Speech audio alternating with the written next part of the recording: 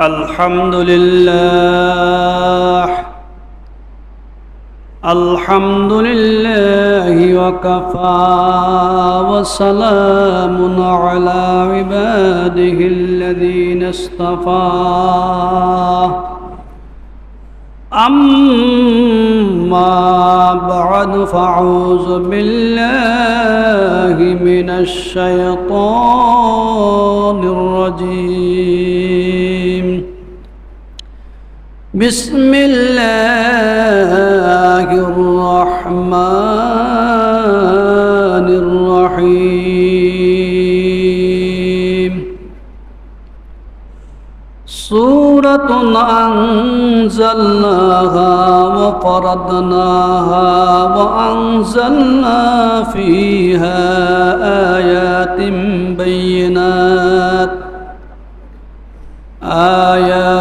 بينات لعلكم تذكرون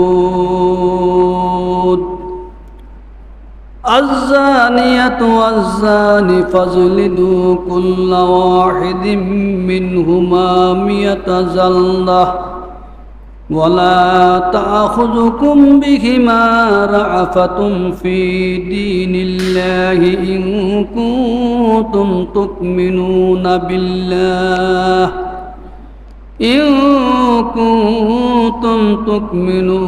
بالله واليوم الآخر وليشهد عذابهما طائفة من المؤمنين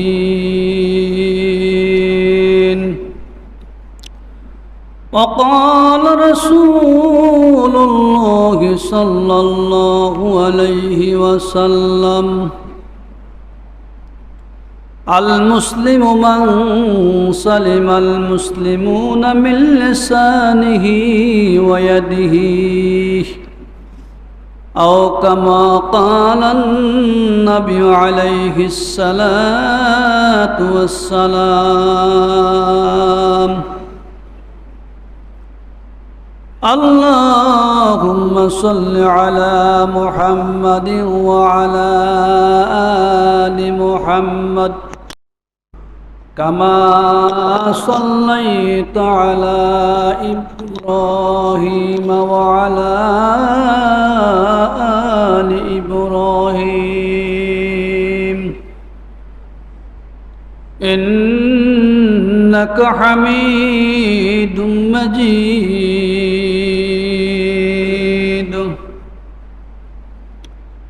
সম্মানিত মুআজ্জাজ মুহতারাম সদর জলাস মুরব্বিন এজাব পর্দার অন্তরালে সম্মানিতা শ্রদ্ধেয়া মা বোনেরা, আসসালামু আলাইকুম ওয়া রাহমাতুল্লাহি ওয়া বারাকাতুহু।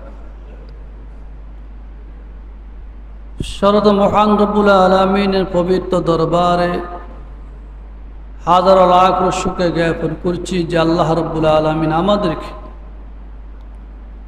দুনিয়ার সকল ঝামেলা মুক্ত করে সকল প্রকারের ব্যস্ততা পরিহার করে মহান রব্বুল আলামিনের পবিত্র দরবারে আসার তৌফিক দান করেছেন। এই জন্য আমরা সকলে অন্তরস্থল থেকে প্রভুর দরবারে শুকরিয়া জ্ঞাপন করে আলহামদুলিল্লাহ।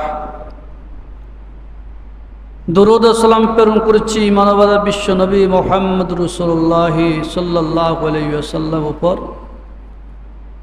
যাকে আল্লাহ রাব্বুল আলামিন আমাদের জন্য একজন পথ প্রদর্শক হিসাবে প্রেরণ করেছেন।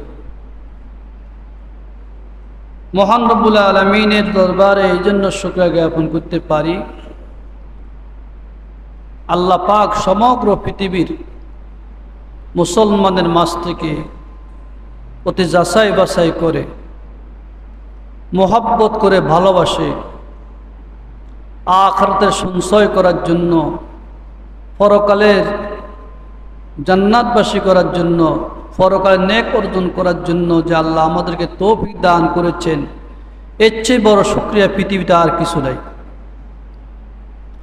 এই জন্য আল্লাহ রাব্বুল আলামিন বলছেন যে এই ব্যক্তি আমার নেয়ামতের শুকরিয়া আদায় করবে, আমার নেয়ামতের কৃতজ্ঞতা প্রকাশ করবে, আমি তাকে নেয়ামত বাড়িয়ে দিব আর যেই আমার নেয়ামত শুকর জ্ঞাপন করবে না, নেয়ামত শুকর আদায় করব না, আমি তার থেকে নেয়ামত ছিনিয়ে দিব। লাইন শাকারতুম লাযিদান্নাকুম ওয়া লাইন কাফারতুম ইন্না আযাবি লাশাদীদ। এই জন্য আমাদেরকে মহান রবের নেয়ামতগুলি অবশ্যই স্বীকার করতে হবে, রবের গুণগান বৃত্তান্ত বয়ান করতে হবে, আলোচনা করতে হবে। আজকে পবিত্র কালামুল্লাহ শরীফের 18 পারা সূরাতুল মুমিন, সূরাতুন নূর আমি আপনাদের সামনে তেলাওয়াত করেছি। সূরা নূরের কয়েকটি আয়াত আল্লাহ রাব্বুল আলামিন তৌফিক দান করে আয়াতের উপরে কিছু বলার জন্য চেষ্টা করব। আল্লাহ রাব্বুল আলামিন সূরাতুন নূর কেন সৃষ্টি করেছেন? সূরাতুন নূরের বৈশিষ্ট্য কি? সূরাতুন নূর সম্পূর্ণ আল্লাহ রাব্বুল আলামিন এই জন্য প্রেরণ করেছেন, এই সূরার বৈশিষ্ট্য সমূহের মধ্যে থেকে দেখা যায় গুরুত্বপূর্ণ একটি বৈশিষ্ট্য হলো আল্লাহ রাব্বুল আলামিন পৃথিবীতে নারী জাতিদেরকে তাদের সতীত্ব রক্ষা করা, পর্দা ফুসরা মতো চলার জন্য আল্লাহ রাব্বুল আলামিন এই সূরা নাজিল করেছেন। এই সূরার মধ্যে আল্লাহ পাক নারীদের যৌন সংক্রান্ত, নারীদের পর্দা সংক্রান্ত, নারীদের সতীত্ব রক্ষার জন্য যে ভূমিকা পালন করা দরকার সেই ব্যাপার আল্লাহ তাআলা সূরাতুন নূর নাজিল করেছেন। আল্লাহ রাসূলের সাহাবী আমিরুল মুমিনিন হযরতে ওমর ফারুক রাদিয়াল্লাহু তাআলা আনহু সেই কুফার নারীদেরকে সূরাতুন নূর শিক্ষা দেওয়ার জন্য একটি ফরমান প্রেরণ করেছেন। আল্লিমুন নাস আল্লিমুন নিসা সূরাতুন নূর, নারীদেরকে সূরা নূর শিক্ষা দেওয়ার জন্য ফরমান প্রেরণ করেছেন। কারণ এই সূরার মধ্যে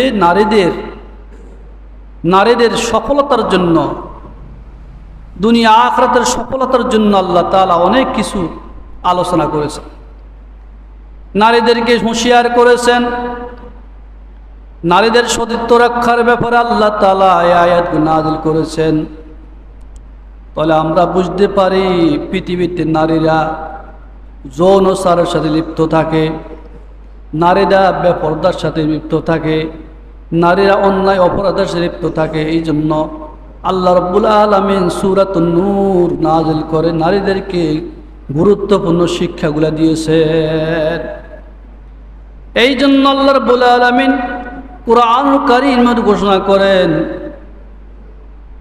সূরাতুন আনজালনাহা ওয়া ফারাদনাহা ওয়া আনজালনা ফিহা আয়াতিন বাইয়িনাতিন লাআল্লাকুম তাযাক্কারুন।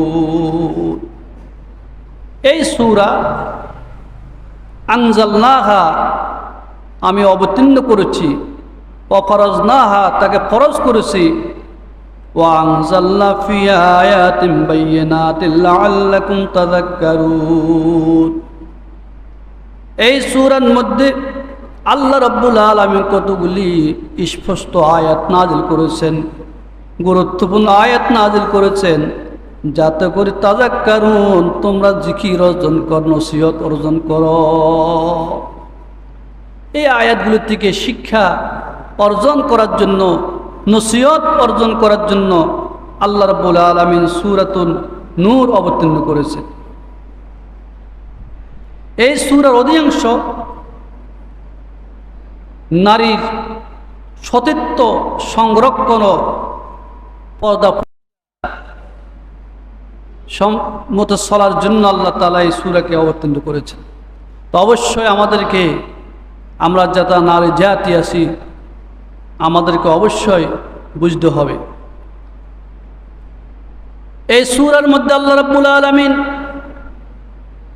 নারীদের জন্য গুরুত্বপূর্ণ একটি বিধান দান করেছেন, যেই বিধানটি অতি দামি বিধান, যেই বিধান সম্পর্কে আমাদেরকে অবশ্যই জানতে হবে। আল্লাহ রাব্বুল আলামিন কোরআন কারীমে সূরাতুন নূরের মধ্যে বলেন, যে সমস্ত নারী এবং যে সমস্ত পুরুষেরা যৌনাচার করে, জেনার সাথে লিপ্ত হয়, ব্যভিচারে লিপ্ত হয়, তাদের প্রত্যেককে, তাদের উভয়কে 100 বেত্রাঘাত করো। কত বেত্রাঘাত? 100 বেত্রাঘাত। আছে আমাদের সমাজে 100 বেত আছে? 100 বেত তো দূরের কথা, 20 বেত তো নাই, আসেনি? নাই। শত শত মানুষ যৌনাচারে লিপ্ত, শত শত মুসলমান, সার্বিকদারি মুসলমান যারা অন্যায় অপরাধের সাথে ব্যভিচারে লিপ্ত। কে কার বিচার করবে?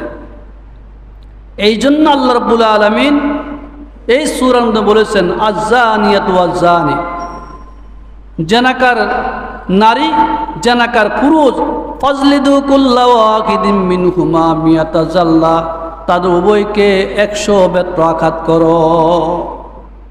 100 বেত্রাঘাত। তো এই সূরার মধ্যে, এই আয়াতের মধ্যে আল্লাহ রাব্বুল আলামিন সর্বপ্রথম নারীদের, ব্যভিচারী নারীদের কথা আলোচনা করেছে। নারীদের কথা আগে আনছেন, পরে পুরুষদের কথা আনছেন। তাহলে বুঝা গেছে নারীদের অন্যায়, এই ব্যাপারে নারীদের অন্যায় বেশি। নারীর পক্ষের থেকে যদি সমর্থন না পায়, তাহলে কোনো পর পুরুষ এ অন্যায় অপরাধ করার শক্তি, সাহস কখনো কি পাবে না। ফাজলিদু কুল্লা ওয়াহিদিম মিনহুমা মিয়াতা জাল্লা, আল্লাহ রাব্বুল আলামিন ঘোষণা করেন, যদি কোনো ব্যভিচার নারী, কোনো ব্যভিচার পুরুষ, জেনাকার নারী, জেনাকার পুরুষ, তারা যদি জেনায় লিপ্ত হয়, যদি তারা ধরায় পড়ে, ফাজলিদু কুল্লা ওয়াহিদিম মিনহুমা মিয়াতা জাল্লা, তাদেরকে 100 বেত্রাঘাত করো। এই 100 বেত্রাঘাত করার মাধ্যমে রহম করা যাবে না, কোনো দয়া করা যাবে না, কোনো রহম করা যাবে না। সেই ব্যাপার আল্লাহ রাব্বুল আলামিন ঘোষণা করেছেন।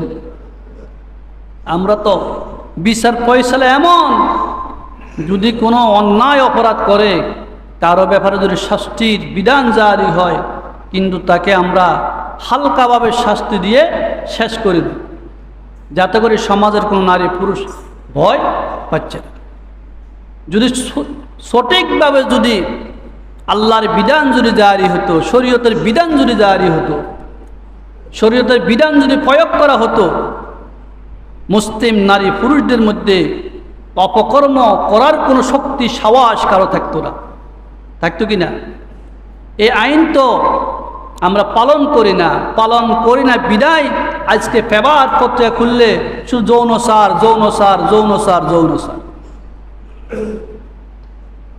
সেই যৌনচারের ব্যাপারে আমরা দেখতে পাই, দেখি কি না? এখন শরীয়তের বিধান যতক্ষণ পর্যন্ত, শরীয়ত আইন যতক্ষণ জন্য প্রয়োগ হবে না, ততক্ষণ পর্যন্ত কি মানুষ মুক্তি পাবে না। এই জন্য আল্লাহ রাব্বুল আলামিন এর পরে বলছেন, ওয়ালা তাআখুযুকুম বিহিমা রাআফাতুন ফি দীনিল্লাহি ইন কুনতুম তুমিনুনা বিল্লাহি ওয়াল ইয়াউমিল আখির। ওয়ালা তাআখুযুকুম বিহিমা রাআফাতুন ফি দীনিল্লাহ, যখন তোমরা তাদের উপর শরীয়তের বিধান জারি করবা, শরীয়ত হদ যখন তাদের উপরে প্রয়োগ করা হবে, তখন আল্লাহ পাকের এই বিধানের মধ্যে তোমরা কখনো তোমরা নরিমিয়ত দেখাইবা না। ওয়ালা তাআখুযুকুম বিহিমা রাআফাতুন, কখনো তাদের প্রতি দয়া দেখানো যাবে না। তোমাদের অন্তরের মধ্যে তাদের প্রতি যেন দয়া সঞ্চার না হয়, দয়া যেন না আসে। কারণ শরীয়তের বিধান হিসাবে যদি একজন ব্যক্তির ব্যাপারে আইন জারি হয়, তাকে 100 বেত্রাঘাত করার জন্য হয়তো যেই বিচার করবে, যে বেত লাগাবে, হয়তো তার মধ্যে কি আসতে পারে, তার অন্তরে দয়া আসতে পারে, তার রহম আসতে পারে, দয়া আসতে পারে। এই জন্য আল্লাহ বলছেন, খবরদার, যদি তোমরা পরকাল, তোমরা আল্লাহ এবং তার পরকালকে যদি, পরকালের উপর যদি বিশ্বাস স্থাপন করো, আল্লাহ পরকালকে যদি ভয় করো, তো তাদের প্রতি কিঞ্চিত মাত্র কি দয়া করা যাবে না। আপনি বিচারপতি হতে পারেন, সমাজপতি হতে পারেন, রাষ্ট্রের নায়ক হতে পারেন, রাষ্ট্রের প্রধান হতে পারেন। আপনার সন্তান যেরকম, অন্যের সন্তান কি সেরকম। আপনার সন্তান অপরাধ করলে আপনি শাস্তি দিতে পারবেন না, অন্যের সন্তান অপরাধ করলে শাস্তি দিবেন, তাও হতে পারে না। পারে কি না? আল্লাহ ইনসাফের পক্ষে, ন্যায় নীতির পক্ষে।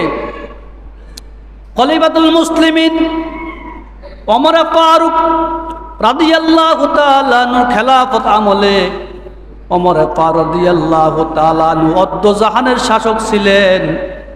ওমর ফারুক রাদিয়াল্লাহু তাআলা আনহুর সন্তান ওসামা একজন নারীর সাথে, বেগানা নারীর সাথে অপকর্মে লিপ্ত হয়েছে, অপকর্মে লিপ্ত হয়েছে।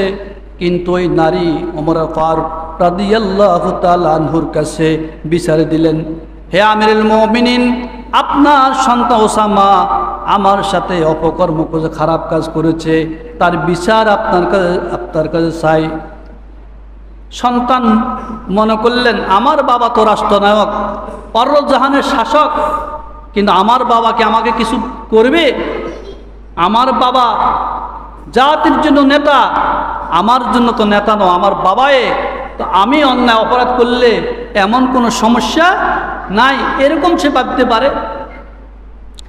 খলিফাতুল মুমিনিন ওমর ফারুক রাদিয়াল্লাহু তাআলা আনহুর কানে যখন এই খবর পৌঁছলো, ওমর ফারুক রাদিয়াল্লাহু তাআলা আনহু অতি দ্রুত বাড়িতে গেলেন।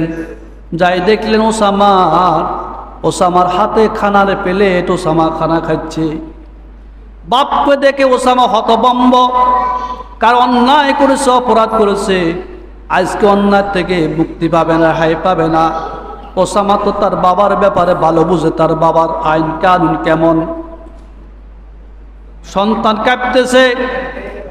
ওমর ফারুক রাদিয়াল্লাহু তাআলা আনহু বললেন, হে আমার সন্তান ওসামা, অমুক নারীর সাথে অপকর্ম করছি না গো আমিরুল মুমিনিন, হ্যাঁ আমি এই কাজ করেছি। ওমর ফারুক রাদিয়াল্লাহু তাআলা আনহু জল্লাদ ডাকলেন, সাথে সাথে আল্লাহর হদ এবং সীমা 100 বেত আঘাতের ব্যবস্থা করলেন, 100 বেতের আইন জারি করলেন। জল্লাদ আনলেন, জল্লাদকে বললেন, ওসামাকে 100 বেত আঘাত করো। ওসামা এই 100 বেতে কখনো মুক্তি পাবে না। আয় সমস্ত আরব গাল্পের লোকেরা কাঁদতেছে, কি হইল এটা? ওসামাকে তো তার বাবা কখনো ছাড়বে না। আমিরুল মুমিনিন বহুত কঠিন লোক, আল্লাহর আইন প্রয়োগ করতে, আল্লাহর বিচার ফয়সালা করতে একটু চুল বরাবরও কি করবে না, কমতি করবে না। জল্লাদ ওসামাকে বেত্র আঘাত করতে শুরু করলো, এক এক বেত তার শরীরের উপরে পড়ে, চামড়া ফেলে রক্ত চিরচিরায় বাইর হয়। ওসামা বলল, ও বাবা আমিরুল মুমিনিন, আমার প্রতি রহম করেন, দয়া করেন, আমি তো আর এই কাজ করব না। ওমর ফারুক রাদিয়াল্লাহু তাআলা বললেন, হে ওসামা, বাবা তোমার প্রতি রহম করতেছি, দয়া করতেছি, কারণ কাল কিয়ামতের ময়দানে আমি আমিরুল মুমিনিন ওমর ফারুক রাদিয়াল্লাহু তাআলা সামনে দিয়ে আমার সন্তান ওসামা জাহান্নামে যাবে, আমি আমিরুল মুমিনিন বরদাস্ত করতে পারবো না।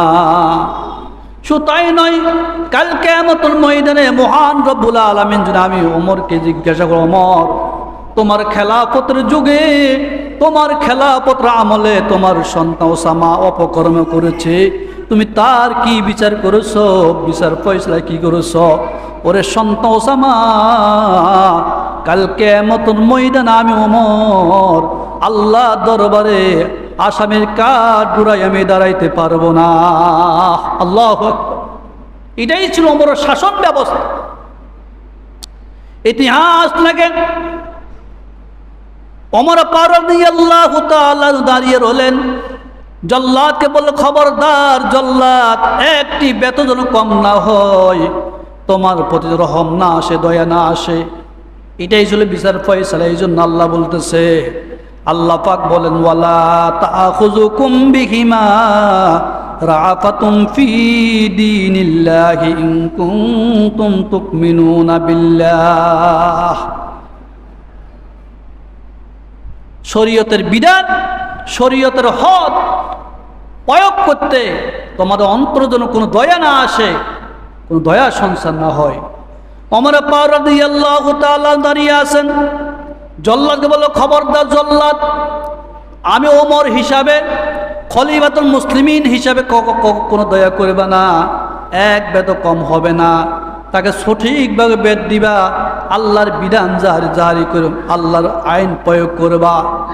ওসামা রাদিয়াল্লাহু তাআলা আনহু কাঁদে, ওগো বাবা, আমি আর অন্যায় করব না, আমাকে একটু ছেড়ে দেন।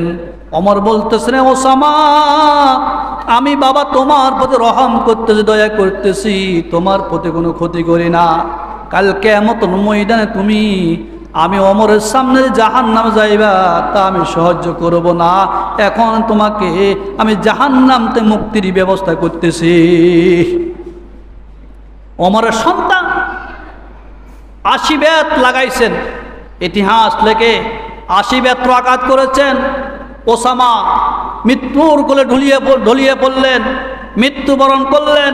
ওমর রাদিয়াল্লাহু তাআলা আনহু কাফন দাফনের ব্যবস্থা করলেন, নিজ হাতে গোসল দিলেন, নিজ হাতে কাফন দাফন করে তার সন্তান ওসামাকে কবরস্থ করলেন। কবর দিয়ে ওমর দুই চোখের পানি ফেলায় কাঁদতেছে। এখন ওমর ক্ষান্ত নাই, ওগো আমার রব, কাল কিয়ামতের ময়দানে আমার এই সন্তানের ব্যাপারে যদি আমি তোমার আদালত কাঠগড়ায় দাঁড়াইতে হয়, আমি তোমার কাছে কি জবাব দিয়ে করবো আল্লাহ? আমার ওসামাকে 80 বেত 80 দৌড়া দিয়েছি, আমার ওসামা মারা গেছে, আর 20 বেত বাকি আছে। মৃত্যু দেহের উপরে শরীয়তের কোনো বিধান চলে না। ওমর ফারুক রাদিয়াল্লাহু তাআলা আনহু ওসামাকে কাফন করে মাটি দিয়ে ওই কবর উপরে আরো 20টি বেত দিলেন, 20টি বেত পয়েট করলেন কবর উপরে। 100 বেত পরিপূর্ণ হয়েছে। ওমর ফারুক রাদিয়াল্লাহু তাআলা আল্লাহর কাছে কেঁদে কেঁদে মাপ চাইলেন, আল্লাহর কাছে ক্ষমা চাইলেন। কিন্তু ওসামার এই বিয়োগ বেদনা ওমর ফারুক রাদিয়াল্লাহু তাআলা নূর ভিতরে খুব জ্বলতেছে। কিন্তু আল্লাহর আইনের ব্যাপারে ওমর চুল বরাবর অলসতা করেন না। ওই দুনিয়ার মুসলমান, আজকে যদি ওমর ফারুক রাদিয়াল্লাহু তাআলা আনহুর মতন সেই বিধান যদি তোমরা এই জমিনে কায়েম করতে পারো, এই জমিনে যদি আইন প্রয়োগ করতে পারো, মুসলমানের কোনো ছেলে মেয়ে অপকর্মের সাথে লিপ্ত হবে না। হবে কি না? লিপ্ত হবে না। শরীয়তের বিধান খুব কঠিন। এই জন্য আল্লাহ রাব্বুল আলামিন বলেন, এই যে যখন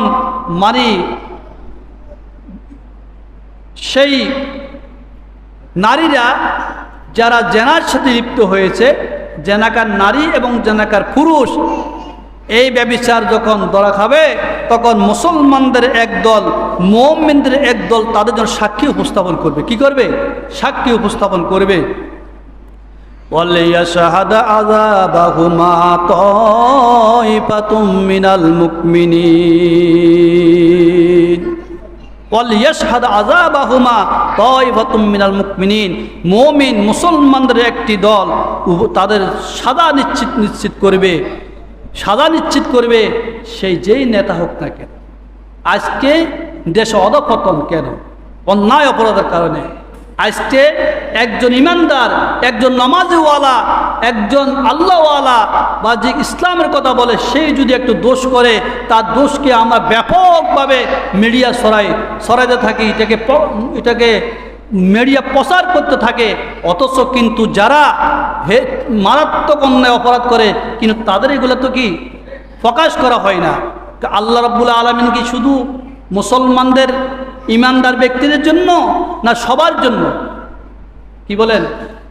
আল্লাহ কি শুধু মুসলমান ইমানদার নামাজ কালাম যারা পড়ে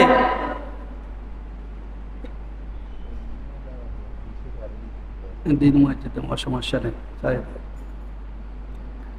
তাহলে এই যে এই অন্যায় অপরাধ যদি তারা করে তাহলে তাদের তো কি নাই, কোনো বিচার পয়সারা নাই। আজকে আমরা গীবত শেখায় পণ্ডিনা করতে কোনো দ্বিধাবোধ করি না। আমার সন্তান অপরাধ করে সেই দিকে তাকাই না, অন্যের সন্তান অপরাধ করছে সেই দিকে আমরা কি ডোল বাজাই কি না। আজকে সাতক্ষীরার এমপি তিনবার এমপি যে কাজ করেছে, কিন্তু দল তাকে বহিষ্কার করেছে, দল তাকে এমপিত্ব বাতিল করেছে। এই কাজ কে করবে? কোন দল করবে? কোন দল করতে পারবে না, কোন দল করতে পারবে না। মুসলমান সংগঠন, ইসলামী সংগঠন লোক যারা, তারাই এই কাজ করতে পারে। দানের লোক সিটা থাকে না? থাকেনি? দানের লোক সিটা থাকেনি? দানের লোক সিটা থাকবে কিয়ামত পর্যন্ত, দানের সাথে সিটা থাকবে। আলেম ওলামা বলেন, সাধারণ মানুষগণ, কিন্তু ভালো মন্দ থাকবে। সবাই তো আর কি করে না, অপরাধ করে না। সবাইকে অপরাধ করে? অপরাধ করে। অথচ আমরা আল্লাহকে ভয় করি না, আল্লাহ নীতিমালাগুলো মানি না। রাসূল বলছে, মান সাতারা মুসলিমান সাতারাহুল্লাহু ফিদ দুনিয়া আখিরা, যেই ব্যক্তি একজন মুসলমানের দোষ গোপন করবে, আল্লাহ তাআলা দুনিয়া আখিরাতে তার দোষ গোপন করবে। কি করবেন? আল্লাহ তাআলা দুনিয়া আখিরাতে তার দোষ গোপন করবেন। আল্লাহু আকবার বলেন না। আমার কত দোষ আছে কি না, অথচ আমি সেই দোষগুলা ভয় করি। আমি কোরআন পড়ি না, কোরআন পড়তে জানি না, আমি নামাজ পড়ি না, রোজা রাখি না, হজ করে যাকাত দিই না, আল্লাহর বিধানগুলো আমি মানতে পারি না। অথচ সাধারণ বিষয় নিয়ে কত কিছু। যেই দোষ করছে সেই দোষী হবে, অন্য দোষী হবে না। যেই দোষ করছে তার প্রায়শ্চিত্ত সেই দিবে, অন্য কেউ দিবে না। দিবে কি না? এই জন্য একজন যদি অন্যায় করে, এই দেশে সবাই তো অপরাধী কি না? অপরাধী। একজন দোষ করছে, কিন্তু আপনি হনসালগুন যদি খেতাব করি বলেন, তো এটা কি ঠিক হবে? কোরআনুল কারীম আমাদের জন্য পরকালের সম্পূর্ণ। কোরআনুল কারীম দেখেন, আমাদের অনেক মুসলমান ভাই বন্ধু মৃত্যুবরণ করেছে, আজকে মাটির গর্ভে শুয়ে আসেনি? কিছুদিন আগে তো আমাদের একজন মুহিব্বিন, আমাদের একজন লোক মারা গেছে, শাহাবুদ্দিন ভাই। আজকে উনি কোথায়? কবরে শোয়াত না? কবরে শোয়াত। ওনার তো সব আমল বন্ধ হয়ে গেছে, কোনো আমল আছে? নাই, সব আমল। কিন্তু ওনার জন্য আমরা যে আমল করে আমরা প্রেরণ করব, যে আমল প্রেরণ করব, সে আমল ওনার আমল নামা যাবে। আমার বাবা নাই, আমার মা নাই, আমার দাদা নাই, এদের জন্য যদি আমরা কোরআন খানি করি, সূরা ফাতিহা পড়ি, সূরা ইখলাস পড়ে যদি তারা সব রাসানি করি, এই সবগুলো তার আমল নামা যাবে। রাসূল কারীম সাল্লাল্লাহু আলাইহি ওয়াসাল্লাম বলেন, কোরআনুল কারীমের একটি সূরা আছে, যে সূরার নাম সূরাতুল ইয়াসিন।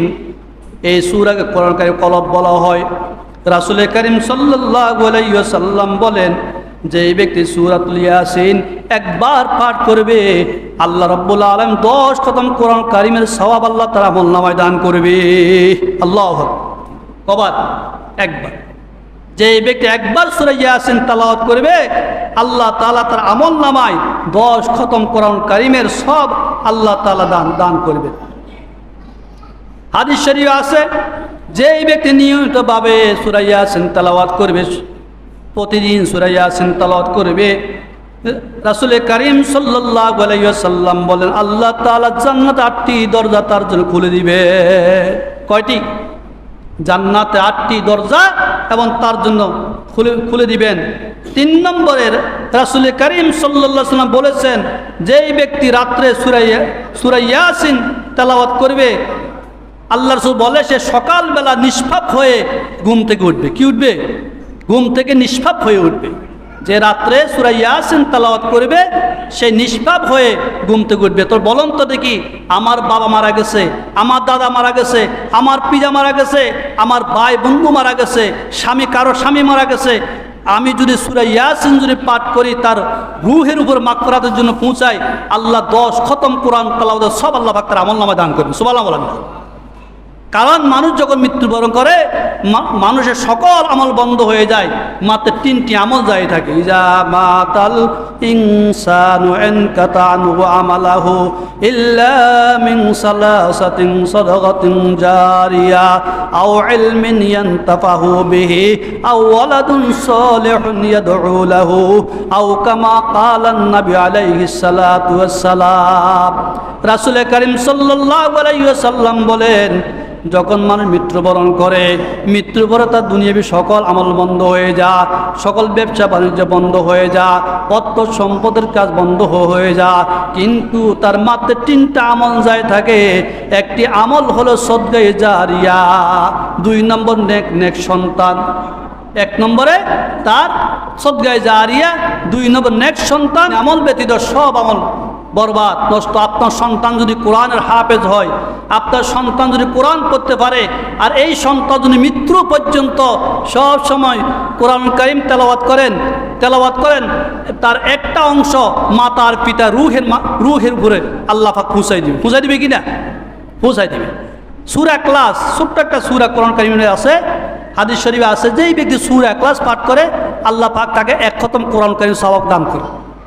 আপনি যদি আপনার মায়ের, আপনার বাবার কবর দাঁড়িয়ে যদি সূরা ইখলাস তেলাওয়াত করেন, কুল হুয়াল্লাহ শরীফ পাঠ করেন, আল্লাহ পাক 1 খতম কোরআন সব আল্লাহ পাক তার আমলনামায় দান করবে। আল্লাহু আকবার! কত সওয়াব! সব তো আল্লাহ পাক আমাদের জন্য তৈরি করে রাখছেন কিনা? তৈরি করে রেখেছেন। অথচ আমরা সওয়াব অর্জন করতে জানি না। আপনি সদকা করবেন, দান করবেন, এই দান হাদিয়া সবগুলো আল্লাহ আপনার বাবার, আপনার মায়ের, আপনার পিজাপিজির মানে কবর পৌঁছাইবেন।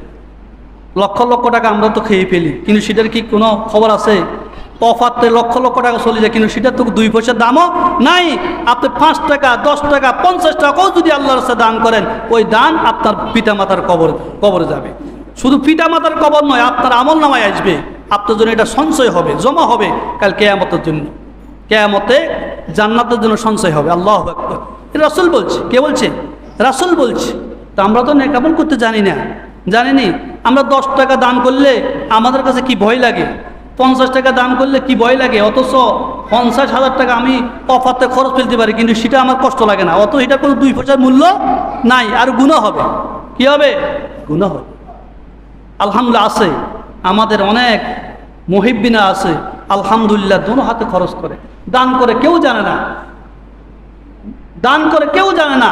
এমন দানকারী আলহামদুলিল্লাহ আমাদের মাঝে আছে, কিন্তু অথচ এদের দানের খবর কে জানেন? আল্লাহ জানেনি? আল্লাহ জানে।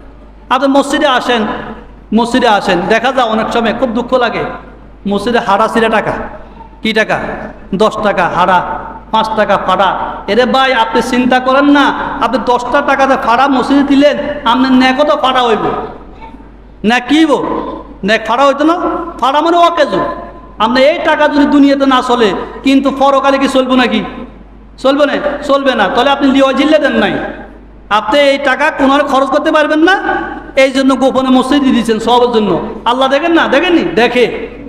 আপনি বাজারে গেছেন, যে আপনি 10টা টাকা আপনি 5 জন হংসার জন্য বলে 550 টাকা খরচ হবে না, 5টা চা খাই না, কিন্তু একজন অসহায় লোককে যদি একটা চা খাবান, ওই সওয়াবটা আল্লাহ পাক আপনার আমল মানে জমা করবে, সঞ্চয় করবে কিয়ামতের লাই, পরকালের জন্য। কিন্তু এগুলো আমাদেরকে শয়তানে দেয় না। কে দেয় না? শয়তানা। সমাজ হাজির, আলোচনা আজকে বেশি করব না, যেহেতু আমাদের অনেকে বিভিন্ন কাজকর্ম আছে। যে আমি আরেকটা ঘোষণা করি, আমাদের দেশে বাংলার একটা দল আছে হিজবুত তাহরীর। এই দল, এটা গোমরাহী দল, সোজা কথা গোমরাহী দল। এদের ঈমান আমলের সমস্যা, এদের বেদাত শিরকে তাদের পরিপূর্ণ, কিন্তু এটা সারা বাংলাদেশে মাথা সারা দিয়ে উঠছে। এখন আমাদেরকে স্বচ্ছ থাকতে হবে, এই দলকে আমরা রুখাইতে হবে। কারণ এই দল যদি থাকে, আমাদের ঈমান আমল সব ধ্বংস করবে। এদের আকীদার অনেক কিছু আছে।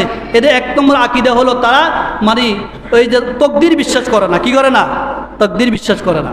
2 নম্বর, তারা বলে যে উলঙ্গ নারীদের ছবি দেখলে কোনো গুনাহ হয় না। 2 নম্বর, তারা বলে নারী পুরুষ একসাথে নামাজ পড়লে কোনো সমস্যা নাই। আল্লাহ কত সমস্যা আছে, আমি কই সমস্যা নাই। এই যে আরও তাদের অনেক কঠিন কঠিন কঠিন তাদের কি আছে, মানে তাদের আকিদা আছে, যে সমস্ত আকিদাগুলা খারাপ, যে আকিদা জাহান্নামে নিবে। এই জন্য আমরা এই দলকে আমরা বয়কট করতে হবে। কিন্তু যাদের মুখে দাড়ি নাই, যাদের গায়ে পাঞ্জাবি নাই, যাদের নেস পোশাক জামা নাই, যাদের নামাজের সাথে খবর নাই, এরা কিভাবে একটা ইসলামী দল হইতে পারে? আমি বুঝি না এটা। ইসলামী দাওয়াতের কাজ করতে তো ইনশাল্লাহ হিজবুত তাহরির কি, আমি ইনশাল্লাহ পরের জুমা ইনশাল্লাহ আপনাদেরকে আলোচনা করে শুনাইবো এই দলটা কেন। তো আবার আগামীকাল মাসজিদে সম্মেলন আছে হিজবুত তাহরির বিরুদ্ধে, যারা পারেন যাওয়ার জন্য চেষ্টা করবে। এটাও একটা যুদ্ধ, এটাও একটা জেহাদ বাতিলের বিরুদ্ধে। আল্লাহ আমাদেরকে আমল